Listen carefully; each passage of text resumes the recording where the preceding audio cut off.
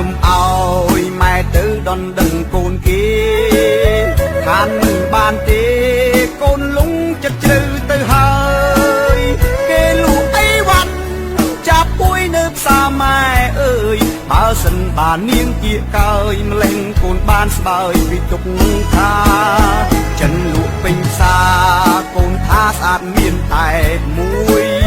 នាងឈ្មោះអាហួយជួយបានការងាររាប់រយដើម្បីលៀងចានធ្វើអ្វីក៏បានម៉ែអើយសូមម៉ែគុំកុនតើយចូលឲ្យហើយក្រែងនាងបានទេពេលដែលចូលដល់សែនខ្វល់ក្នុងដួងចិត្តក្រៃអូភ័យក្នុងដួងใจស្ទើរភាំងភ័ណ្ឌពេលបងក៏ថ្លៃម្ដាយស្រីនាំគ្នារត់ជន់ហាឡើងដុល្លារពាន់ឯខ្ញុំចង់គ្រុនរកលដួលពីដល់នឹងកូនគេបងក៏5000ដុល្លារឲ្យធ្វើយ៉ាងណាជីវ៉ាបងគ្មានទេថ្លៃម៉ែថាលក់មេឲ្យលក់ទាំងកូនវាបី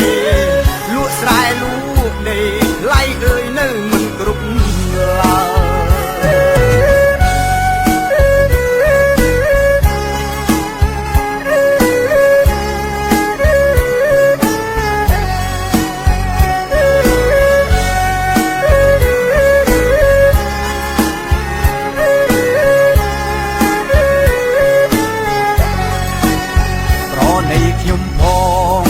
ចងរិតតឹងខ្លាំងពេកប្រយ័ត្នតែញៀនគេស្រែកថាលក់កូនស៊ីមែនទេមកខ្ញុំអ្នកស្រែមានទេលុយច្រើនយ៉ាងនេះតែចិត្តស្មោះមួយគ្មានពីរអ៊ីជឿចិត្តខ្ញុំទៅពេលដែលចូលដល់សែនខ្វល់ក្នុងដួងចិត្តក្រៃអូភ័យក្នុងដួងใจស្ទើរភាំងភ័ណ្ឌពេលបងក៏ថ្លៃម្ដាយស្រីនាំគ្នារត់ជន់ហាឡើងដុល្លារពាន់ឯខ្ញុំចង់គ្រុនរកលដួលពីដល់ដឹងកូនគេបងក៏5000ដុល្លារឲ្យធ្វើយ៉ាងណាជីវ៉ាបងគ្មានទេថ្លៃម៉ែថាលក់មេឲ្យលក់ទាំងកូនវាបីលក់ស្រែលក់ដីថ្លៃអើយនៅមិនគ្រប់ឡើយ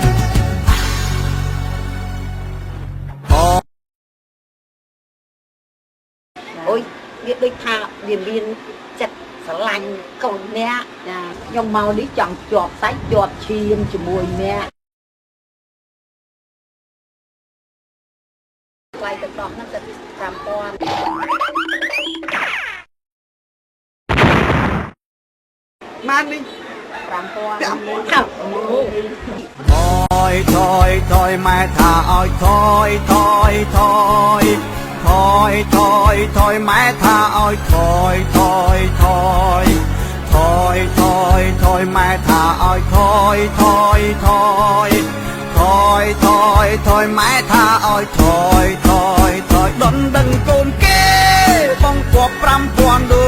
ល្លារឲ្យធ្វើយ៉ាងណាជីវ៉ាបងគ្មានទេថ្លៃម៉ែថាលក់មេឲ្យលក់ទាំងកូនវាបីលក់ស្រែលក់ដីថ្លៃអើយនៅមិនគ្រប់ឡើយមិនដែលស្គាល់ទេលោកអើយ5000ដុល្លារឲ្យធ្វើយ៉ាងណាជីវ៉ាបងគ្មានទេថ្លៃ